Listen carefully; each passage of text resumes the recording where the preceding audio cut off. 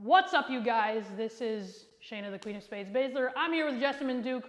We're not doing pro wrestling, so don't worry. We're going to talk about some UFC stuff that happened on the last card. Namely, what brings this to mind is the fight between Dan Hooker and Makhachev, who is one of Khabib's guys. Those Dagestani wrestlers, they're crazy good.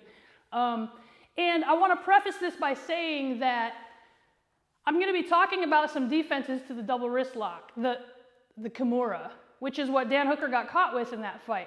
Now, I'm in no way implying that Dan Hooker doesn't know this stuff or that he doesn't have coaches that know this stuff.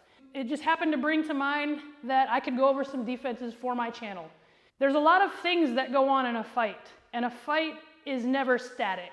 Even when you think there's nothing going on, it's not static. It's a lot like surfing. It's in constant motion. So even in pointing these things out, it's going to seem easy. It's not. Okay? So none of this is like, this is what you do to defend it. It's a constant adjustment because I'm going to defend, they're going to adjust the attack, so I have to adjust the defense, and so on and so on. All that out of the way, let's talk about this. So the first thing that happened, and this can be in another video, is Makhachev crashes in on a strike, which is a common wrestler technique. A strike hits you, whether it's a punch or a kick, just put your hand on my face, and I keep connected to it and crash in, and that's my way inside. He did that with his kick, grabbed that kick, and crashed in on the double and took him down. The next thing that happened, which is usually correct, is Dan Hooker scooted himself to the cage. Now, that's the complete right thing to do against anyone else. For some reason, Khabib, Makhachev, all these guys, all these Dagestanis have learned to use the cage to their advantage on the ground. Usually the advantage is in the person to just put their back on the cage and stand up. But that's not the case. So what ended up happening is eventually Makhachev got side mount and started attacking the double wrist lock, the Kimura. So it ended up like this. He started attacking here. Now, the first thing I want to do if I'm getting attacked from the side is I need to hide whichever limb is being attacked. Okay? So if I know she's starting to fight for this hand, I need to hide it. Okay? She's going to start attacking this one, I need to hide it. I need to always be constantly aware of my limbs. Okay? There's always exceptions to the rule, but when you talk about attacking and the principle position before submission applies. When you talk about defending, the priority is defending the submission and then escaping the position. So it kind of goes in reverse. That's a real loose interpretation because you still need to worry about position over all things, but that's a whole nother branch. So what I need to do is make sure the limb that's being attacked is hidden. Again, easier said than done. He gets on here and he starts grabbing here. Now, it's easy to say that as he was wrenching this, Dan Hooker did the wrong thing and sat up into him. Yes, this gives him the room to do this, but the honest truth of it is, when she starts cranking on this, crank on a little, it's natural for me to start coming up and turning into her. That might not have been a choice that he made. Okay, so if you look back at the video I did on applying the double wrist lock, we talk about putting a knee on the head or stepping over the head or putting weight on that shoulder to keep them down because sitting up alleviates that pressure. Okay, so what I need to understand about the double wrist lock is that the mechanics of it are the closer my fist is to my armpit, the less play I have this way. Look how far I can go here as opposed to how far I cannot go here. Okay? So first things first, I want to try to buy myself time by keeping this arm straight.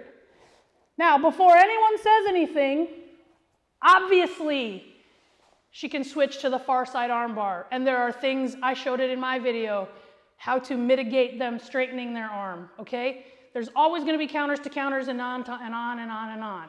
Okay, let's just get that out of the way. So that doesn't work.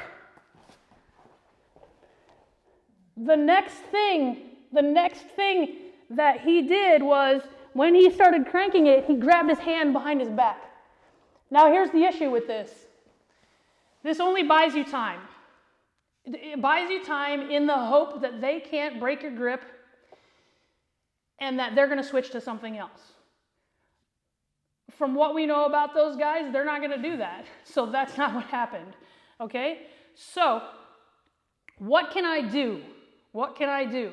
And it's a matter of keeping them. So if I know the way to do this is to put this here, get it behind my center line of the side of my body, and also keep my head down. These are all things that I can do in the opposite to defend, right?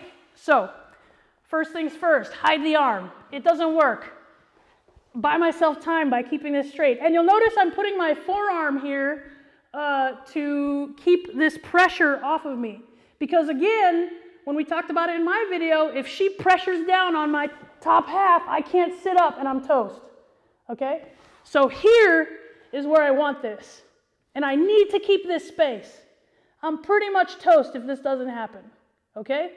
Now, knowing this, if I can keep this space, there's going to be a hole for my head to fit through and go underneath. Okay? So, let's talk about this a sec. I'm going to go here. I'm going to turn the angle because I need to keep this close. Okay? And as she tries to pin me down, she's going to be circling this way. I need to time that and come underneath and escape out here. And if I keep going, shin in the armpit, over the head, I might be able to catch this arm bar. So real fast, it goes like this.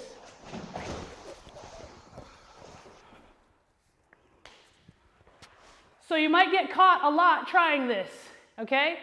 And the truth of the matter is the Kimura, the double wrist lock, the top wrist lock, Americana, whatever, key lock, whatever terminology you use, these happen to be moves that, and I'm sure Duke can say the same thing, as females that train with mainly males, the fact of the matter is sometimes, even if you're the better technical fighter, that stuff can be muscled on, and it's frustrating. But give that a try. Just buying yourself time to find these holes for escape is really the way to do it.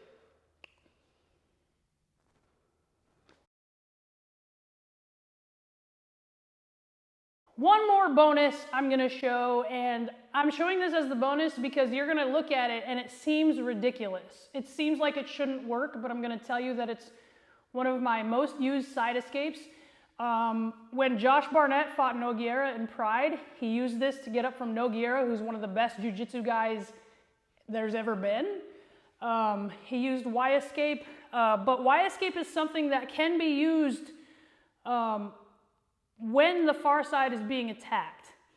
And I call it a Y-escape because your hands are going to make a Y, okay? So that's what Josh Barnett always called it when he taught it to us. Really simple, but as always, a lot of times the simple things are the things that work the best. But trust me, you're going to think there's no way this would work. Play with it a little bit and you'll realize it does. So you guys know a Turkish get-up is, right? So it's going to be you put your hand here, get up, and then you're going to swing this leg through and stand up. That's a Turkish get-up. So you're effectively going to do this to the person when they're on top of you, okay? So I'm going to put this hand in her armpit. Okay, so as she comes around, here I go. And that's it. And you're going to say, well, what about this arm? Extending the arm is bad. The arm bar is going to be there. But it's not, because when she goes, she has no way to secure the arm because it's in her armpit. It's not locked. It's not locked here where I can't get out. It's here. So if she tries to arm bar me, it's easy. She cannot hold on to me here. Grab it. Okay? So as long as you're aware that that's that's the attack. You're safe. So it's literally here, I'm gonna, and sometimes I have to rock. Okay, sometimes they're big and I have to rock, but I'm gonna do this. And even if they don't fall over and the reversal doesn't happen, it makes room for me to be able to get back to guard, okay? So boom, she posts her hand, I can at least get to here, okay? So it's gonna be, obviously, as all things, it's not gonna be just this. I have to use my whole body. So a lot of times you'll see this happen. And I think actually that's what Josh did against Nogueira. The most frustrating thing about this escape is that as the person on top, it is so stupid because you see it coming. And there's not a lot you can do. There obviously is stuff you can do, but that is for another video. But give those things a try. Drill escaping the head through the hole and the Y escape. The two best escapes that worked for me. You? Same. There you have it. That was nerdy.